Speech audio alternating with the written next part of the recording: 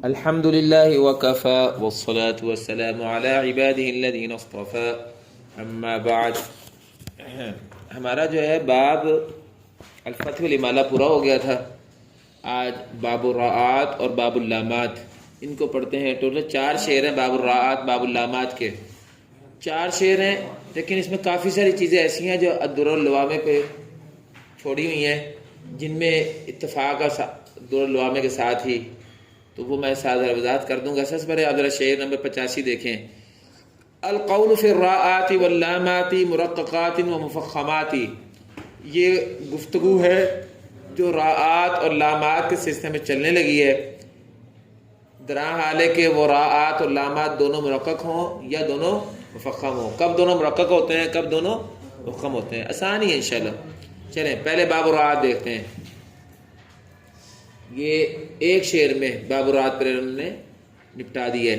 شعر میں 86، وبابا منذر وخیر رقق، بابا منذر اور بابا خیر، ان دونوں کا آپ رقق ترقیق کے ساتھ پڑھیے، یوسف اور عتقی کے لیے۔ یعنی ازرق کا تو آپ کو مشہور کا تھا، پتہ ہی نا، شاطبیہ میں وہی درر اللوامہ میں ہے کہ ازرق کے لیے را مفتوح ہو یا مضموم ہو، مشدد ہو یا مخفف ہو، تو اس صورت میں اگر یا را سے پہلے یا ساکن ہو یا را سے پہلے کسرہ ہو تو دو صورتوں میں برابری ہوتی ہے نا۔ یہ ہے مراد بابا منذر سے۔ منذر میں را متحرک ماقبل کسرہ، اور خیر کی مثال بابا خیر کیا ہے، را متحرک ماقبل یا، تو یہ دونوں قسمیں آ گئی نا۔ تو بابا منذر اور بابا خیر میں رقق، تم ترقیق کرو۔ ازرق کے لیے تو مشہور بات ہے، لیکن عتقی کے لیے کیا ہے، یہ زیادہ ہو رہا ہے نا 8 طرق میں، تو اس کے لیے کہتے ہیں یوسف والعتقی۔ ازرق کے ساتھ ساتھ عتقی کے لیے بھی بابا خیر اور بابا منذر میں را بریک ہوگی۔ اب مستثنیات امام شاطبی نے کافی سارے بیان کیے تھے باب الراعات میں، ان میں سے ایک مستثنا کو یہاں انہوں نے بیان صرف کر دیا ہے۔ وہ مسئلہ ہے شرر کا۔ آپ کو یاد ہے کہ شرر کی دوسری را کی وجہ سے پہلی را کو بھی ازرق بری کرتے ہیں، شعرارین، شعرارین، تو اس میں ازرق کے ساتھ عتقی ساتھ ہے بس، چونکہ اس کے بارے میں صرف استثنائی بات بتانے کی ضرورت تھی۔ اس میں ازرق کے ساتھ عتقی چونکہ ساتھ ہے، اس لیے کہتے ہیں کا شعرارین لی یوسف والعتقی، جیسے بابا منذر اور بابا خیر میں ترقیق کریں، اسی طرح شرر کے لفظ میں بھی یوسف اور عتقی دونوں کے لیے ترقیق کیجئے۔ اب باقی جو کلمات ہیں کیا مطلب، اس میں ازرق کے ساتھ عتقی نہیں ہے، باقی کلمات میں ازرق کے ساتھ عتقی نہیں ہے، اور اگر کوئی تفصیل ہے تو میں آپ کو بتا دیتا ہوں۔ آئیے ذرا ایک ایک کلمہ کر کے دیکھتے ہیں۔ سب سے پہلے شاطبی میں کلمہ ہے ارم، شاطبی میں کلمہ ہے ارم، تو امام شاطبی نے کہا ہے کہ عجمی کلمات میں اور ارم میں تفخیم کیجئے، تو یہاں بھی طرق عشرہ نافیہ میں تفخیم ہی ہے، چونکہ یہ در اللوامہ سے واضح تھا اس لیے بیان نہیں کیا۔ یہ میرے سامنے یہ 20 صفحے والی میری شرح ہے، اس میں اشعار کا ترجمہ تو نہیں ہوتا، لیکن پورا باب کا خلاصہ ہوتا ہے شاطبی کے تناظر میں۔ دوسرا کلمہ اگر آپ لے کے آئیں تو وہاں ایک باب فعلن تھا شاطبیہ میں، باب فعلن، اس کے وزن پہ 6 کلمے آتے ہیں، ذکرن، سترن، وزرن، حجرن، سحرن، امرن، یہ 6 کلمات پر قرآن میں آئے ہیں فعلن کے وزن پر، اور شاطبی میں اس بارے میں مذکور ہے کہ اس میں 2 وجہ ہیں، کیونکہ ہمارے نزدیک تو ہم در اللوامہ تو ہم نے پڑھی نہیں، تو اس میں ہم نے شاطبی کو رکھا ہوا ہے۔ تو ان دونوں 6 کلمات میں اور باب فعلن میں ازرق کے لیے کیا تھا، 2 وجہ تھیں، تفخیم بھی اور ترقیق بھی، تو اب یہاں اس کے لیے 2 وجہ ہی ہیں، لیکن مسئلہ یہ ہے کہ عتقی کے لیے بھی 2 وجہ ہیں جی، اخوان دونوں کے لیے 2 وجہ ہیں، لیکن اب مسئلہ ہے کہ یہاں تو انہوں نے صرف شرط کو بیان کی ہے، اس سے پتہ چلتا ہے کہ باقی میں صرف ازرق کے ساتھ بات چھوڑی ہوئی ہے، تو عتقی کہاں سے آ گیا؟ بات یہ ہے کہ یہ ہے اصل میں ما جرى العمل عند المغاربہ۔ بیٹا میں نے آپ کو پہلے 3 باتیں بتائی ہیں، آج ایک چوتھی بات کا اضافہ کراؤں گا آپ کو۔ من طریقی کتاب التعریف و زیادات تفصیل العقدی، 2 باتیں، و تقییدات الحامدی، یہ بحامدی کی کتاب جو ہے وہ انوار التعریف ہے، وہ آپ پڑھی نہیں لیکن کوئی بات نہیں، چلیں وہ الگ بات ہے، تقییدات الحامدی، اور اس کے بعد ہے وما جرى العمل علیہ عند المغاربہ، اور جو مغاربہ کے ہاں چیز اپنے معمولات میں چل رہی ہے، جس کو آپ اختصار کہتے تھے نا، آپ کو یاد ہوگا ہم اجرا کرتے اختصار کرتے ہیں مغاربہ وسطن، فصل اول فصل ثانی، فصل اول فصل ثانی، وصل کل فصل کل، بین الصورتین میں عمل کس پر ہے؟ فصل اول فصل ثانی پر۔ اسی طرح عشرہ کبیر کے اندر عام طور پہ ان کے ہاں ما جرى العمل علیہ کیا ہے؟ صرف تقلیل، فتح نہیں ہے ازرق کے لیے۔ عشرہ نافیہ میں اگر دونوں وجہ پڑھتے ہیں تقلیل مقدم ہے۔ اسی طرح بدل کے بارے میں عشرہ نافیہ میں تو تینوں وجہ پڑھتے ہیں تشق کے ساتھ یا تشقن، لیکن وہاں ان کے ہاں عشرہ کبیر میں ان کے ہاں جو صرف توسط پر عمل ہے مغاربہ کے ہاں۔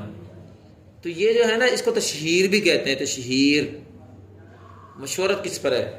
کیونکہ بیان الخلاف یا تشہیر ابن قاضی کی کتاب ہے، اس میں صرف جو معمولات ہیں نا اس پر بات ہوتی ہے۔ لیکن جیسے آپ اپنے ہاں دیکھیں نا ابن جزری رحمۃ اللہ علیہ کے ہاں آپ عشرہ صغریٰ میں کیا کہتے ہیں؟ من طریقی کتاب التیسیری و زیادات الشاطبیتی و تقییدات ابن الجزری ہے نا، اور آگے کیا ہے؟ علامہ حررہ صاحب اتحاف البریہ۔ اچھا، صاحب اتحاف البریہ نے ابن جزری کی تقییدات کو کیسے سمجھا؟ اس سے ان کا فرق ہے صاحب کنز المعانی علامہ سلمان جمزوری کے بعد فرق وہ بھی کر لیتے ہیں۔ اس طرح حل المشکلات جو ہے وہ علامہ خلیجی کی کتاب ہے، یہ بھی تحریرات شاطبیہ میں بھی ان کا آپس میں بھی تھوڑا بہت فرق ہو جاتا ہے۔ اس طرح دوائل مسرہ ہے شیخ سمنودی کی، اس کا بھی کچھ فرق ہو جاتا ہے۔ اس طرح ہلالی بیاری قریب المرید ہے، اس کا بھی کچھ فرق ہو جاتا ہے۔ تو یہ اختلاف جو ہے جو محررین کا آپس میں ہے، سبھی تابع ہیں تقییدات ابن جزری کے، لیکن ان کا آپس میں اختلاف جو ہے وہ تحقیق میں ہو جاتا ہے نا، اس کو کہتے ہیں درائد کا درائد سے اختلاف، یعنی تحقیق کا تحقیق سے اختلاف۔ لیکن مغاربہ سے جو ہمارا اختلاف ہے وہ روایت کا روایت سے ہے نا، ان کی روایت میں ابن جزری آتے نہیں ہیں، ہماری روایت میں ابن جزری آتے ہیں۔ لیکن خود ابن قاضی کی جو تقییدات ہیں عشرہ کبیر میں، آگے اس کو بیان کرنے میں ان کے علماء کے آپس کی بھی اختلاف بھی تو ہے نا، جیسے یہاں اختلاف ہے صاحب تحف البریہ کا صاحب کنز المعانی سے، یا صاحب حل المشکلات سے، یا صاحب ریب المرید سے، یا صاحب دوائل مسرہ سے، وہاں بھی تو اختلافات ہوتے ہیں نا۔ یہ اختلاف بڑا اہم ہے، اس کو کہتے ہیں ما جرى العمل علیہ۔ اور ان کے بڑے علماء نے جو رسمیات لکھی ہیں، اس کا تعلق رمزیات سے نہیں رسمیات سے ہے۔ بڑے علماء کے جو نوٹس ہوتے ہیں جو لکھواتے ہیں اپنے شاگردوں کو، اس کو کہتے ہیں رسمیات۔ اس کے اندر جو ہے جو چیز چلتی آ رہی ہوتی ہے یہ ان کے ہیں ما جرى العمل علیہ۔ اور بسا اوقات یہ چیز بیان الخلاف یا تشہیر سے زائد بھی ہے عشرہ کبیر میں، اور یہاں جو ہے انوار التعریف سے زائد بھی ہے۔ تو عبارتیں ہیں چار: من طریقی کتاب التعریفی و زیادات التفصیلی و تقییدات الحامدی و ما جرى العمل علیہ فی من الرسمیات الدارجة عندهم، من الرسمیات الدارجة عندهم، ان رسمیات کے قبیل سے جو ان کے ہاں دارج ہیں، معروف ہیں، رائج ہیں۔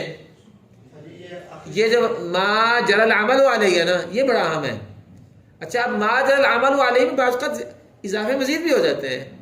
ان چیزوں میں سے یہ چیز ہے کہ زیادات العقد کے اندر بھی اس کا ذکر نہیں آیا ہوا، یہ جو ہے باب ذکرن کا، یا تو تقییدات حامدی میں آ جائے گا، اگر بس اوقات اس میں اس کے اوپر بھی اضافے ہو جاتے ہیں، وہ ہے ما جرى العمل علیہ عند المغاربۃ فی رسمیاتہم، اس کو کہتے ہیں رسمیات اور رمزیات۔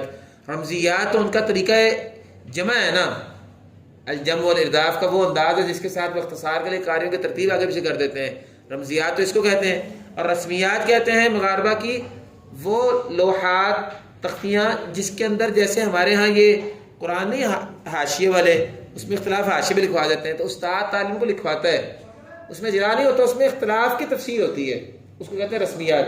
رمزیات جو ہے وہ ان کا طریقہ جمع کے سلسلے میں استاد کا طالب کو رموز کے ساتھ لکھوانا، اجرا کا طریقہ وہ رمزیات ہے۔ اور جو ان کا اختلافی مسائل کا بیان ہوتا ہے جو استاد لکھواتا ہے اس کو کہتے ہیں رسمیات۔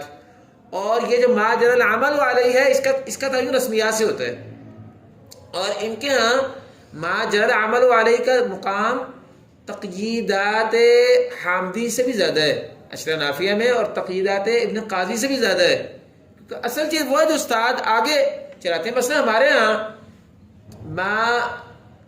من تقییدات ابن جزری میں ہم عمل تقییدات ابن جزری بھی تو نہیں کرتے، ہم تو عمل اس پہ کرتے ہیں جو ہمارا سند سے آگے چیز ہم تک آئی ہوتی ہے، اس میں جو ہمارے استاد نے ہمیں پڑھایا ہوتا ہے، شیخ مرشفی صاحب نے، یا ہمارے یہاں مثلا تحفظ البریہ زیادہ رائج ہیں، آپ کو پتہ ہی ہے، ہم اپنی تحریرات کی کتاب بھی تحفظ البریہ ہی پڑھتے ہیں شاطبیہ میں، حالانکہ کتابیں تو اور بھی محررین کی ہیں اور ان کے آپس میں کچھ فروق بھی ہیں.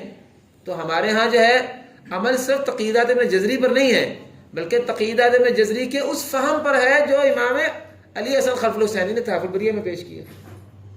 اسی طرح مغاربہ کے ہاں بھی وہ جو ہے نا، جو ان کے اساتذہ کے طے کردہ ہوتے ہیں آراء، وہ اگرچہ مختلف بھی ہیں، کچھ ان کے آپس میں فرق بھی ہیں اور رسمیات الگ الگ ہیں، تو جس رسمیہ کے اوپر جس استاد کا زیادہ اعتماد ہے وہ ان کے یہاں دارج ہو جاتا ہے. تو ان رسمیات میں یہ ذکرن و سترن کا جو باب ہے نا، اس میں دو وجہ ہیں، ازرق اور اتقی دونوں کے لیے. ٹھیک ہے، چلیں. اس کے بعد کلمہ حیران میں شاطبی میں اگر آپ دیکھیں تو وہاں بھی دو وجہ ہیں. اچھا، یہاں انہوں نے بیان نہیں کیا کچھ بھی، اس میں بھی دونوں وجہ ہیں اخوائن کے لیے. جی، حیران میں بھی دونوں وجہ ہیں اخوائن کے لیے. بیٹا یہ آپ لکھ لیں، سات چیزیں زائد ہیں. باب فعلن میں بھی دونوں وجہ ہیں اخوائن کے لیے، شرر کی طرح، یعنی شرر کے میں دو وجہ تو نہیں ہے، شرر میں اخوائن دونوں ہیں. اس طرح باب فعلن میں بھی دونوں وجہ ہیں ازرق کی طرح اخوائن کے لیے. حیران میں بھی دونوں وجہ ہیں. عزیر جو کلمہ نا، عزیر، اس کے اندر جو ہے شاطبی میں تو صرف جو ہے وہ ترقیق ہے عزیر میں، لیکن مغاربہ کے دونوں وجہ ہیں. جی، مغاربہ کے دونوں وجہ ہیں اخوائن کے لیے. لکھ لیں، یہ بھی لکھ لیں. مغاربہ کے ہاں عزیر میں دونوں وجہ ہیں. جی، حالانکہ شاطبیہ اور طیبہ بلکہ دونوں میں ہی ایک وجہ ہوتی ہے، لیکن مغاربہ کے ہاں اشرا نافیہ کی روح سے عزیر میں دو وجہ ہیں. جی، اور عمل دونوں پر ہے. اب یہاں انہوں نے بیان نہیں کیا، ما جرى العمل علیہ کے اندر وہ جو چوتھی چیز میں نے بتائی ہے نا، اس کا حصہ ہے. چلیں جی، باتیں واضح ہیں. باب فعل میں دونوں وجہ ہو گئی خوائن کی، حیران میں دونوں وجہ ہو گئیں، عزیر میں دونوں وجہ ہو گئیں، برخلاف شاطبیہ طیبہ کے بھی. شرر کے اندر تو پہلے آ چکا ہے، شرر میں تو پہلے آ چکا ہے کہ انہوں نے بیان بھی کر دیا. لیکن یہاں الدر اللوامہ میں تو صرف ترقیق ازرق کے لیے، لیکن امام ابن غازی نے خود بتا دیا کہ اتقی بھی ان کے ساتھ شامل ہیں. چلو اچھا، ایک کلمہ اور ہے. جی، ذکر الدار، ذکر الدار سورہ صاد میں. یہ ذکرہ کیسے لکھا ہے؟ ذکر یا کے ساتھ. یہ تو ذکرن نہیں ہے نا، باب فعلن نہیں ہے نا، یہ تو ذکر فعلا کے وزن پر ہے. اس میں الگ ایک وجہ ہونی چاہیے، ذکر الدار، لیکن اس میں بھی ازرق کی دو وجہ ہیں. جی، ازرق کی دو وجہ ہیں اور اتقی کی صرف ایک وجہ ہے. ازرق کی دو وجہ ہیں، تفخیم و ترقیق، حالانکہ شاطبیہ میں ایک ہی وجہ ہے. ٹھیک ہے، اور الدر اللوامہ میں بھی ایک ہی وجہ ہے. لیکن یہاں اشرا نافیہ میں جو ما جرى العمل علیہ، اس میں دونوں وجہ ہیں ازرق کی، اور اتقی کی صرف ایک وجہ ہے. اتقی کی صرف ایک وجہ ہے. یہ دیکھیں، اب یہ چیزیں میں نے آپ کو بتا دی، یہ چیزیں اس کتاب میں نہیں ہیں لیکن یہاں لکھی ہوئی ہیں، یہ جو 20 صفحے میں نے تیار کی ہیں. تو ذکر الدار میں ازرق کی دونوں وجہ اور اتقی کی صرف ایک وجہ ترقیق ہے. چلیں جی، اب ہم آگے چلتے ہیں. باب اللامات. اب دو شعر اس کے ہیں. جی، والعتقی کیوسف فی اللام من بعد صادها بلا اعجام. اتقی اور یوسف ازرق دونوں کے لیے اس لام میں جو صاد کے بعد آتا ہے، وہ صاد جو بلا اعجام ہے. صاد معجمہ وہ کیا ہوتا ہے؟ نقطے والا کون سا ہے؟ وہ بعد ہے، اور وہ محمل ہے. تو بلا اعجام کا مطلب ہے محمل. وہ صاد جو محمل ہے اس کے بعد اگر لام آ جائے تو اس والے لام میں اتقی بھی ازرق کے موافق ہے. یہ آپ نے قاعدہ اسی طرح یاد کیا ہوا ہے. اتقی کے لیے آپ کو یاد ہے نا، الصلاۃ والی شکل میں لام موٹا ہوتا تھا سب صاد میں. یہ وہ شعر ہے جو آپ نے پہلے قواعد میں پڑھا، اجرا بھی کیا آپ نے اس کے مطابق. اتقی یوسف کی طرح اس لام میں لام موٹا کرتا ہے جو صاد مومل کے بعد ہے. بلا اعجام کا معنی یہ ہے. تو باقی رہ گیا کہ ازرق کس لام کو موٹا کرتا ہے، وہ یہاں بیان ہی نہیں ہوا. وہ اس لیے وہ در اللوامہ میں وہ قاعدہ مشہور ہے شاطبیہ کا، آپ کو پتہ ہے کہ ہر وہ لام جو مفتوح ہے ما قبل اس کے صاد، طا یا ضا میں سے کوئی حرف ہے اور وہ تینوں حرف یا ساکن ہے یا مفتوح ہے تو حضرت لام موٹا ہوتا ہے. وہ یہاں بیان نہیں کیا قاعدہ، وہ قاعدہ الدر اللوامہ میں ہے، اور آپ نے در اللوامہ پڑھی نہیں تو آپ کے لیے شاطبیہ. چلیں اچھا اب بات ختم ہوگی، بس ایک اضافی آپ کو فائدے کی بات بتا رہے ہیں، وہ یہ ہے کہ یہ پیچھے بھی میں نے آپ کو یاد بتایا تھا کہ ازرق کے دو مشہور شاگرد ہیں، ایک ابن سیف ہے اور ایک ابن ہلال ہے. یاد ہوگا آپ کو بات آئی تھی اس کے پیچھے، ابن سیف اور ابن ہلال کی، یاد ہے نا؟ یہ بسم اللہ کے بارے میں خاص طور پر بتایا تھا کہ یہ جو بسم اللہ ہے یہ تکمیل المنافع کا شروع میں نے کھول کر آپ کو دکھایا تھا کہ اس میں جو ہے وہ بسم اللہ تکمیل المنافع کا کہتا ہے کہ یہ ابن ہلال کے طریق سے، اور ابن ہلال ہمارا مسند طریق نہیں ہے. لیکن میں نے بتایا تھا کہ جزائریوں کی تقییدات میں، اہل جزائر کی جو تقییدات ہیں نا ان کی کتاب میں مشہور کتاب ہے تبصرہ البجلیلی، میں نے وہ بھی پڑھی ہوئی ہے الحمدللہ. جیسے ہے نا یہ من طریقی کتاب التعریفی و زیادت العقدی و تقییدات الحامدی ہے نا، یہ ہے مراکش والوں کی تحریرات، جبکہ ان کی تحریرات کی ہے وہ تقییدات البجلیلی، اور اس کی کتاب کا نام ہے التبصرہ. تو یہ آپ یوں سمجھتے جیسے آپ کے یہاں تحفظ البری اور کنز المعانی دو کتابیں ہیں، ان کے ہاں تبصرہ البجلیلی پر زیادہ اعتماد ہے جزائریوں کا، اور انوار التعریف پر زیادہ اعتماد ہے مراکشیوں کا. بس میں نے دونوں کتابیں الحمدللہ پڑھی ہیں. تو بات یہ ہو رہی تھی کہ جو جزائری ہیں نا وہ اپنی تقییدات میں بسم اللہ پڑھتے ہیں، ازرق کے لیے 3 بجے پڑھتے ہیں، جبکہ مراکشی جو ہیں وہ اپنی تقییدات میں صرف 2 بجے پڑھتے ہیں. وہاں یہ بات تکمیل المنافع کے شروع میں سورہ فاتحہ کے آخر میں آئی ہوئی تھی ابن سیف اور ابن ہلال کی. تو ابن سیف مشہور طریقہ ازرق کا جو کہ عام طور پہ چلتا ہے، ادھر توجہ کریں ذرا. اب آئیے ادھر یہ جو مذہب ہے نا ازرق کا جو درالعلوم میں بیان ہوا ہے، یہ ابن سیف کا طریقہ اصل میں. ابن ہلال کا طریقہ کیا ہے؟ کہتا ہے وَمِثْلُ ذَالِ ابن ہلال نُقِلَ، ابن ہلال کے لیے یہ جو اوپر مذہب آیا نا اتقی کا، اسی کی طرح ابن ہلال سے نقل کیا گیا. کیا مطلب؟ ابن ہلال کا مطلب ورش سے کیا ہے کہ وہ صرف سواد والے کلمے میں لام موٹا کرتا ہے اتقی کی طرح بس. لیکن ہم چونکہ مجموعی طور پہ پورے ورش کے لیے پڑھ رہے ہیں تو ورش کے دونوں طرق بھی اگر لے لیں، جیسے مغاربہ کے دونوں طرق پہ عمل ہے، تو نتیجہ وہی ہے کہ ورش کے لیے ابن ہلال سے تو اتقی کے لیے، جبکہ ابن سیف سے وہی ہے جو کہ شاطبی کا انداز ہے. تو بس یہ ایک اضافی معلومات کی چیز ہمارے لیے رہی، کیونکہ نتیجتاً جو ہم پڑھ رہے ہیں اس میں یہ شکل تو آ ہی رہی ہے نا. لیکن آپ کے لیے بطور معلومات بات آ گئی کہ وَمِثْلُ ذَا، یہ حاضہ کی طرح ذا اسم اشارہ ہے، ہاتھ و تنبیہ ہوتا ہے نا عام طور پر، تو اس کی طرح یعنی کس کی طرح؟ اتقی کی طرح یہی حکم ہے ابن ہلال کے لیے نقل کیا گیا. اچھا اب یہاں ایک اور بات بھی بطور فائدہ آپ کو یاد رہنی چاہیے، وہ یہ ہے کہ طاہر ابن غلبون، طاہر ابن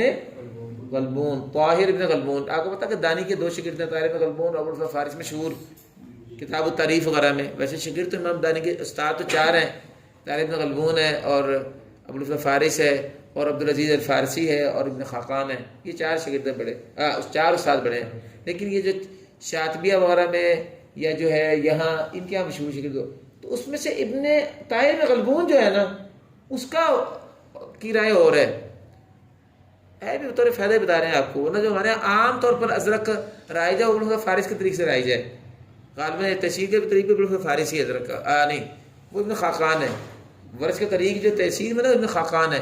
لیکن ویسے بطور معلومات ہم بتا رہے ہیں کہ دانی کے 4 اساتذہ میں سے طاہر ابن غلبون کا جو مذہب ہے نا وہ آپ کو کے لیے نیا ہے. وہ یہ ہے کہ طا کی وجہ سے 2 حروف کے اندر وہ لام موٹا کرتے ہیں، یعنی 3 حرف تھے نا، صاد طا ظا، ان میں سے طاہر ابن غلبون کا مطلب ہے کہ وہ احمل طاء مہملہ، وہ طاہر محمل کو کے اندر لام کے تغلیظ کو محمل چھوڑتے ہیں. گویا کہ طاہر ابن غلبون کے ہاں لام مفتوح معقب صاد اور ظا، وہ مفتوح دونوں یا ساکن ہو تو اس میں لام موٹا کریں گے، طاء میں نہیں موٹا کریں گے. جیسے کہ اتقی کا مطلب کیا ہے کہ وہ صرف صاد موٹا کرتا ہے، اور جیسے کہ یہی مذہب ہے اس کا ابن ہلال کا. اس طرح طاہر ابن غلبون کا مطلب ہے کہ وہ 2 حرفوں کو صرف موٹا کرتا ہے اور طا کے صورت میں وہ موٹا نہیں کرتا بلکہ عام قاری کو طرح لام کو باریک پڑتا ہے. لیکن پھر وہی بات، ازرق کے لیے جو مذہب ابن سیف کی رائے سے رائج ہے، جس پر مراکشی بھی عامل ہیں، جس پر وہ جو جزائری وہ بھی عامل ہیں، اور باقاعدہ ہم بھی اسی کے مطابق پڑھ رہے ہیں، اس میں جو 3 حرف ہے نا، جب 3 حرف والے رائے پہ چلیں تو ابن ہلال والی رائے اس پہ الگ سے عمل کرنے کی ضرورت نہیں رہ جاتی. اور طاہر ابن غلبون مذہب جو ہے وہ بھی اس کے اندر سے تو فرق ہے لیکن مجموعی میں وہ بھی آ جاتا ہے. اس لیے اصل تو بات یہی ہے جو بیان کر دی ہے کہ صاد اور مسئلہ جو ہے اتقی کا یہ آپ کے لیے اہم ہے. تو گویا کہ یہ شعر پورا جو آپ کے سامنے آ گیا، شعر نمبر 88 کی زائد ہو گیا گویا کہ آپ کے لیے. واضح ہے جی؟ چلیں اب کچھ باتیں وہ آپ کے سامنے کر دی جائیں جن کا تعلق پھر الدراللوامے کی موافقت سے ہے جو یہاں بیان نہیں ہوئی. ٹھیک ہے جی. تو ذرا ادھر توجہ کریں میری طرف. ان باتوں میں سے پہلی بات یہ ہے کہ طال فصالا اور یصالح، ان تین کلمات میں حضرت کے لیے دو وجہ تھی. ان تین کلمات میں حضرت کے لیے دو وجہ ہیں. تو آپ نے یاد رکھنا ہے کہ طال میں تو صرف حضرت کے لیے دو وجہ ہوں گی اشرا نافیہ میں، اور یصالح اور فصالا میں اخوین دونوں کے لیے دو دو وجہ ہوں گی. اور وجہ واضح ہے، پہلے وجہ سمجھ لیں. اتاقی کے لیے سب سوال کا مسئلہ ہے نا، سوال کا مسئلہ ہے نا خاص. اور چونکہ یہ صالحہ اور فصالا میں سواد آ رہا ہے، اس لیے اس میں اتاقی کے اس میں دو وجہ ہیں. اور طالع میں اتاقی چونکہ ہوتا ہی نہیں لام مغلق تقلید کرنے والا، اس لیے ازرق میں سے دو وجہ ہیں. ورنہ جنرل قاعدے کے مطابق جو حکم ازرق کا ہے وہی حکم اتاقی کا ہے. لیکن چونکہ اتاقی کے لیے سواد کے علاوہ میں لام موٹا ہے ہی نہیں، چنانچہ طالع کے اندر تو سب ازرق کے لیے دو وجہ ہو گئیں، جبکہ یہ صالحہ اور فصالا میں ازرق اور اتقی دونوں کے لیے ہو گئیں. اب ویسے یہ بات یہاں بیان نہیں ہوئی، اور الدراللوامے میں بیان نہیں ہو سکتی، کیونکہ الدراللوامے میں اتقی تو ہے ہی نہیں. اس لیے پکی بات ہے کہ یہ تقییدات ابن حامدی کا موضوع ہے یا اس کے بعد ما جرى العمل علیہ کا موضوع ہے. بہرحال واضح بات یہی ہے کہ آپ ان تین کلمات میں طالع میں ازرق کے لیے اور یصالح اور فصالا میں ازرق اور اتقی دونوں کے لیے دو دو وجہ پڑھیں گے. اچھا یہ تو بات ہوگی تفصیل کی. ادھر اور دوسری بات کی طرف آئیں. وہاں شاطبی میں گزرا تھا کہ فصل یا فلما فصل طالوت، یہ فصل ہے نا. اسی طرح یوصل الذين ينقضون عهد الله من بعد ميثاقه ويقطعون ما امر الله به ان يوصل.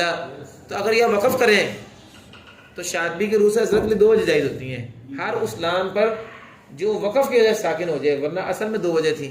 تو یہاں اخوین کے لیے پھر اسی قاعدے کے مطابق اگر وہ صاد والا مسئلہ ہوا تو پھر دو وجہ ہوں گی، جیسے فصل اور یوصل میں تو اخوین دونوں کے لیے دو دو وجہ ہیں. اور اگر وہ کلمہ جو ہے صاد نہ ہو اور وقف اس پر کیا جائے، وہ تا ہے یا وہ وا ہے، تو پھر صرف حضرت کے لیے دو وجہ ہوگی. یہ بھی قاعدہ اسی طرح ہی ہے.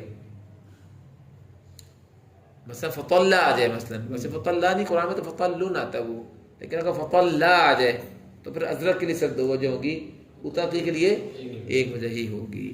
بس یہی چیز ہے وہاں جو شاطبی میں خاص بیان ہوئی ہے. یا ایک چیز اور بھی بیان ہوئی ہے، چلو بتا دیتا ہوں. وہ یہ تھی کہ سیصلیٰ نارن میں بھی امام شاطبی نے کہا کہ دو وجہ ہیں.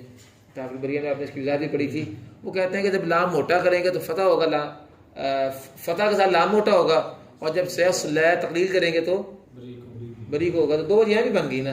تو اسی طرح ازرق کے لیے سیصلیٰ والا میں اصلاً تو ازرق کی دو وجہ نا، فلا تقلیل مقدم ہو گیا اس نافیہ میں، تو عملاً لام کے تقلید و تقلید یہاں بھی دو وجہ ہو جائیں گی. شاطبی میں ہے تو ٹھیک ہے، یہ بھی اسی طرح یہ دو وجہ ہوں گی. بس یہ بات ہے اشرا نافیہ میں جو باب الراحات اور باب اللامات میں آپ نے پڑھ لی. بس آج ہم اسی پہ اکتفا کرتے ہیں، اور مزید کے بعد رہ نہیں گئی. وآخر دعوانا الحمد للہ رب العالمین.